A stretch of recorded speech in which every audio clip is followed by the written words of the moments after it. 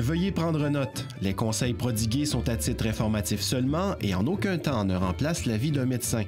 Certaines plantes peuvent interagir avec la prise de médicaments. Assurez-vous de consulter un professionnel et de bien vous informer.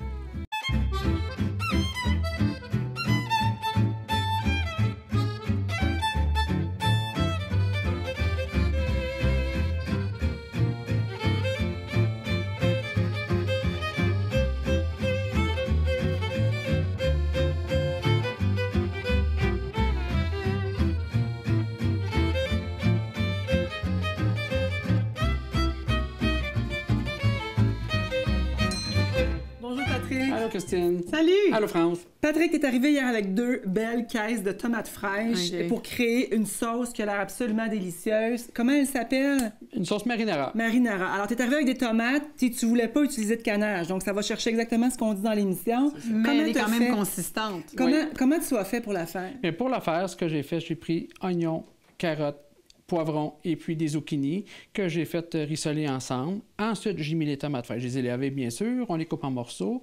Et puis... Est-ce qu'il faut enlever la pleure des tomates? Moi, je ne l'enlève pas parce que les tomates sont bio. Donc, je les ai bien lavées et je mets tout. Et puis, on laisse vraiment mijoter tranquillement. On met de l'ail, bouquet d'épices ensemble. Qu'est-ce qu'il y avait dans ton bouquet d'épices? J'ai mis oregano, romarin, feuilles de laurier et puis du thym. OK, puis j'imagine que toutes les herbes sont bio aussi, hein? Oui, c'est les herbes de notre jardin. Regarde la grandeur de feuilles de basilic bio de notre jardin, vraiment grande. C'est du basilic américain, c'est clair. Donc, on laisse mijoter ensemble, puis quand c'est prêt, on passe à la girafe. La girafe, c'est ce qu'on appelle un mélangeur. Okay. Et puis, ça donne exactement... Dans le chaudron, là. Comme c'est une belle sauce comme ça ici, super maison. Donc, aucun canage. Et je ne voulais pas, justement, me servir de la pâte de tomate en canne ou d'autres produits. Fait que ça donne vraiment une belle sauce consistante comme ça, plein de saveurs. Elle est vraiment belle, elle est lumineuse, beaucoup de vitamine A parce que la couleur orange. Oui. Et les pâtes que tu as choisies, c'est quoi? Bien, j'ai pris spaghetti de quinoa, donc c'est bio, c'est végé et puis vegan, ce qu'on veut dire, et puis vraiment sans gluten. Et je me suis amusé un peu avec des raviolis frais, épinards et fromage. Ce qui veut dire qu'on peut faire une très grande batch. On peut s'amuser. On peut s'amuser. Puis, comment tu fais pour faire les canages à la fin? Je t'ai vu... J'ai mis les pots dans le four à 200 degrés et puis j'ai mis les couvercles dans l'eau chaude. Et puis, on a une vingtaine de minutes, 30 minutes, quand c'est bien chaud, je t'ai vu tantôt. dans le four, puis l'eau chaude, c'est... L'eau chaude dans un chaudron.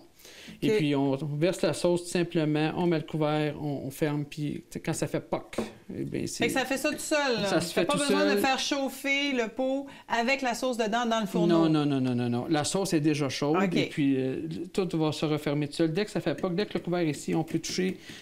Si ça fait, on sent l'air, ça fait un peu comme un criquet, là.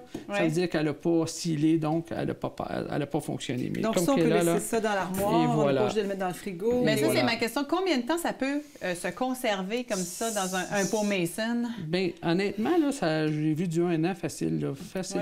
Fait qu'on peut passer l'hiver, là. C'est ça, finalement, l'idée d'amener le jardin dans le garde-manger, c'est qu'on peut passer l'hiver avec ce qu'on va faire nous-mêmes dans des pots de vitre. Et ça n'a pas besoin d'être toujours grandiose. Ça peut être 2-3 pots comme ça qu'on fait au fur et à mesure. Une autre recette de soupe, on met 2-3 pots. Tranquillement, l'armoire devient un peu plus riche de bonne nourriture remplie de vivants avec d'automne. Mais on veut quand même profiter des tomates qui arrivent genre fin août, début septembre, parce que c'est là la récolte. Là. Même procédé. Tomate, on l'arrange, on la met en pot. Pot chaud, on verse dedans, on ferme. Puis tu laissais combien de temps dans le four? J'ai mis 20 minutes minimum. 20 minutes à 200? À 200 comme four. Puis tu as fait bouillir donc les petits capuchons. Les couvercles, oui, à l'eau chaude. Okay. Wow! Alors, c'est vraiment une façon simple de reprendre. Puis, on ajoute des fines herbes médicinales à notre jardin aussi en même temps. Et pour conserver les fines herbes, si, mettons, ça pousse pas tout l'hiver dans la maison, est-ce que c'est possible de les conserver en les faisant sécher nous-mêmes? Oui, on les fait sécher.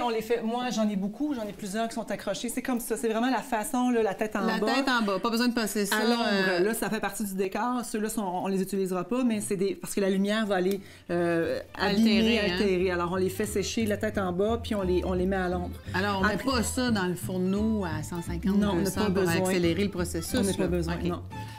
Alors, voilà. Merci beaucoup, Patrick, d'avoir pris le temps de faire ça. Merci, France, pour on va goûter, hein? Bien sûr. On va goûter. Alors, on va se dépêcher avant que ce soit froid. Ça se sentait la vie, tout le monde. Bonne semaine. Bon appétit. Santé la vie.